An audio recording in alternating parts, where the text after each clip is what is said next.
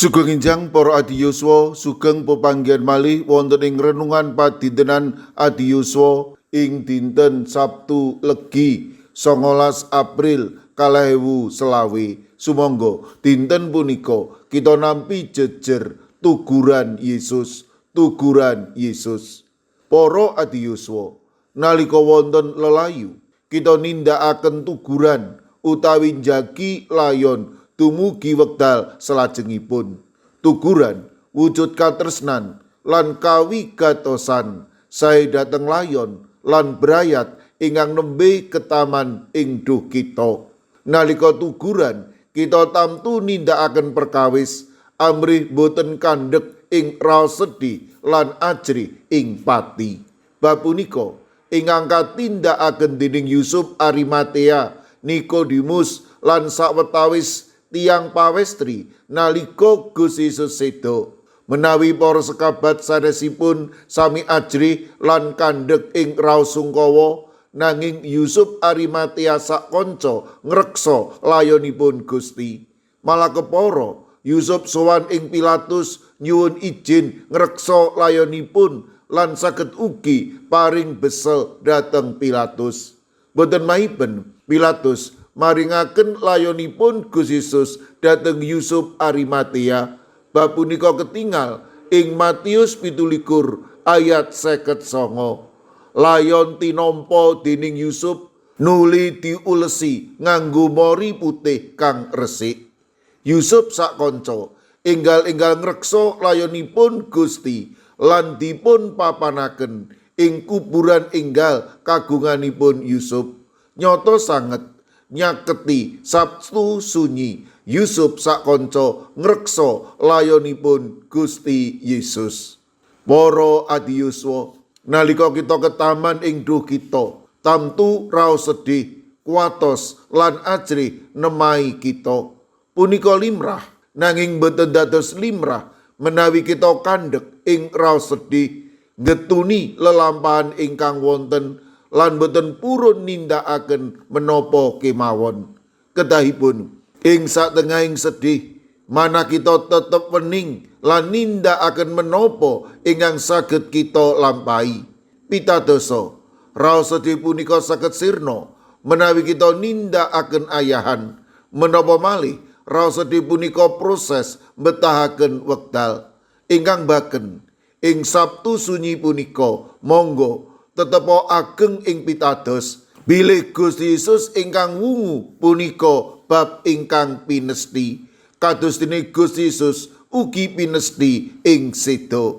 Sugeng lumebet ing dinten Sabtu Sunyi lan pitadosa badhe ugi kelampahan dinten Minggu Paskah ingkang kebak pengajeng-ajeng. Amin. Sumangga kita ndedonga.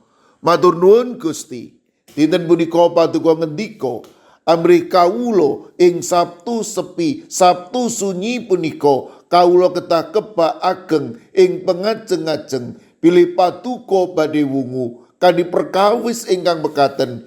Nalika kawula kasempya ing duh kita, kawula kasempya ing perkawis kawula pitados bilih kawula badhe uwal saking perkawis lan duh kita punika.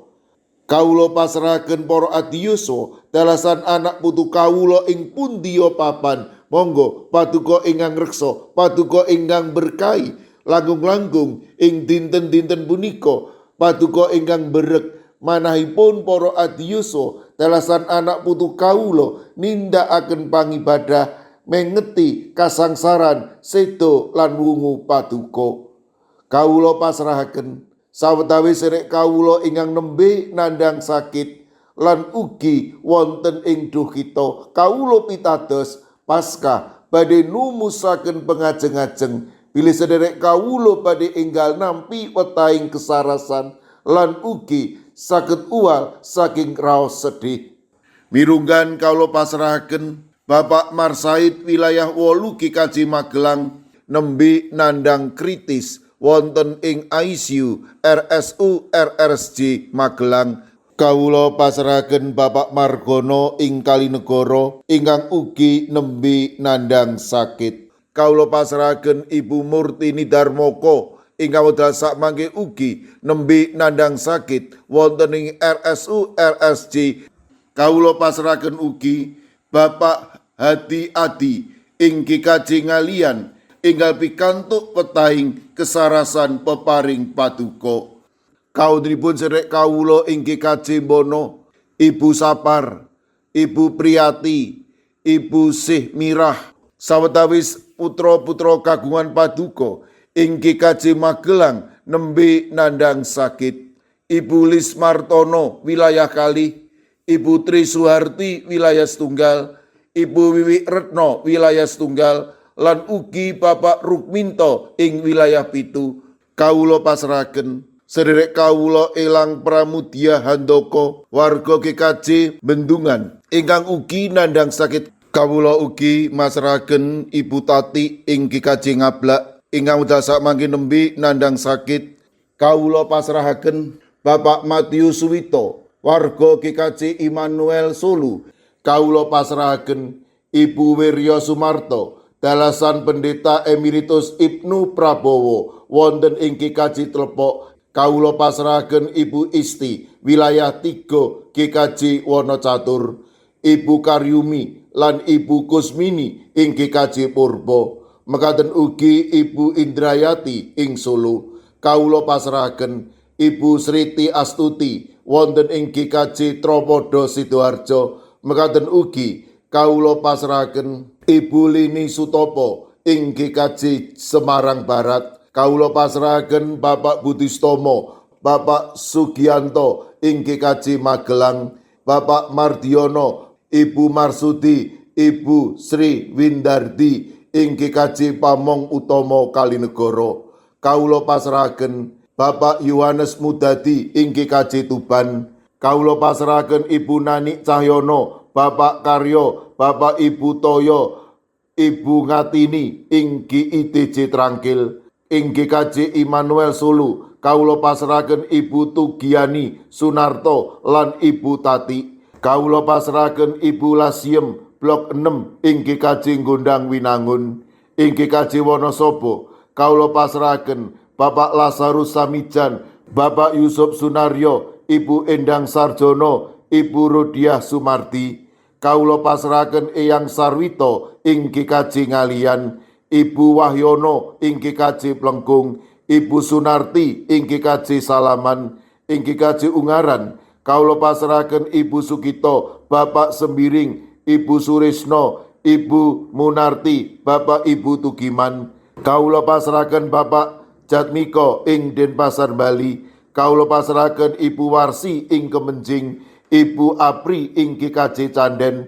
Ing GKJ Sragen, kawula pasrahaken Bapak Wursitoryadi, Ibu Sumiati, Bapak Suyanto. Kawula pasrahaken Bapak Chandra Deni Saputro. Kawula pasrahaken Bapak Dalmin, Bapak Sugiri, Bapak Wisno ing GKJ Pugeran. Mekaten ugi kawula pasrahaken Ibu Warsini dalasan putranipun Yohanes Haryati ing Watu Sigar. Ing GKJ Mijen, kawula pasrahaken Bapak Budiono Arung Puji, Ibu Elizabeth Indarwati, Bapak Tri Kartono, Bapak Waryono, lan Bapak Moses Taji.